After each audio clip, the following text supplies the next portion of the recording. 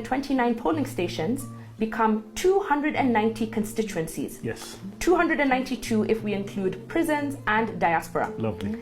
Now, these 290 Form 34Bs are what was being announced at Bomas. Yes. And we should note that all but 27 constituencies were announced to the public, which is a problem in itself for another day. Yeah. Next, the Form 34C takes all of the 290 Form 34Bs and turns them into one single document. Yes. Finally, Form 34D is the end of the process where the IEBC Commission declares the president-elect. Very simple process in theory. Now that we understand the different forms, what is the problem? The Supreme Court has told us that the polling station is the final source of election data. Yes. And that verification is simply a mathematical exercise. Yes. Whatever happened there is final. Nothing can be added or changed once the polling station agrees and files their Form 34A.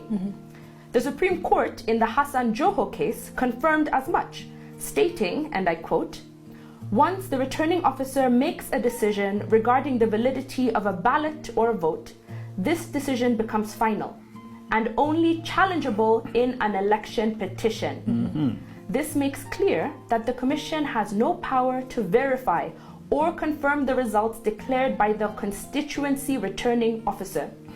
Chebukati's job is to add. If there is a problem, the court is the next step. Yes. Why is it then that IEBC kept deleting and uploading different Form 34As?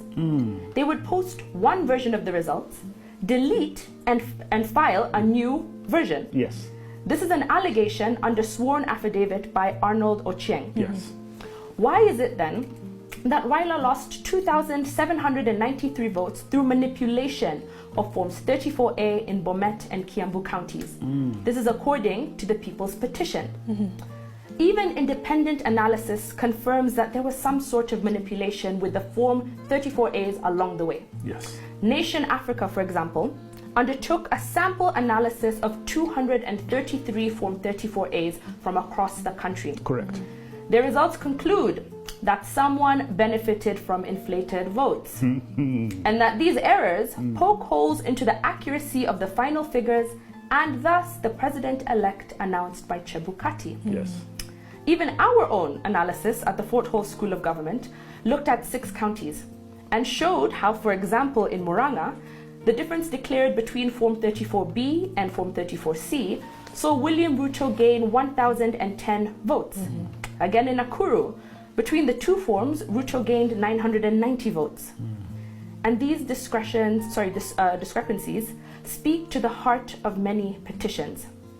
If the court has told us that tallying, verifying, and collating the presidential results is simply a mathematical exercise, how and why are numbers changing? And if the court has told us that IEBC has no right to change results cast by the people of Kenya, what were they doing? Yes. Does this mean that IEBC was manipulating and cooking figures? Were they being faithful to the people? Fellow Kenyans, we were told to clap for Chebukati because he made this election transparent. And because of his transparency, every home, bar, or individual was a tallying station. We were free to count the vote ourselves and confirm what IEBC told us. But if IEBC did not treat the uploads on their own website as final, but instead changed them and altered them without telling us, can we say that we had a free and fair election? Were we being taken for a ride and kept busy with calculators while funny business was going on? Chebukati must tell us the truth. He must indeed. And I want to follow on. Today I want to highlight the Arnold Oginga affidavit. And it's a document put forward to solidify the Raila petition. Arnold carries out a post-election result audit, if you will, in which he analyzes the Forms 34A, 34B, and 34C that were issued, and those that were uploaded into the IEBC portal. Here's what we should pay attention to. Firstly, he notes that there were discrepancies between the various forms.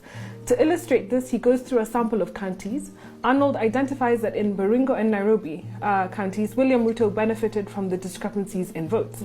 In Tiati constituency, for example, adding all the extra votes meant Ruto received an extra 353 votes. In Nairobi County, specifically Kabete, Ruto was allocated an additional 938 votes. Wow.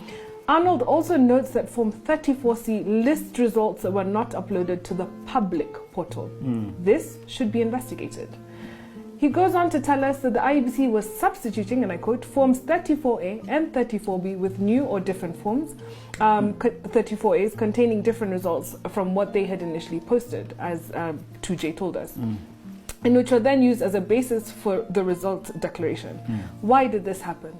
Arnold also disturbingly notes that IEBC continuously deleted and uploaded these forms to its public portal as late as 19th August 2022. Whoa. Please note, this was 4 days after Chebukati had announced his results. Yes. Wasn't tallying over by the time of the announcement? Yeah. One wonders why the forms were still being handled. Yes.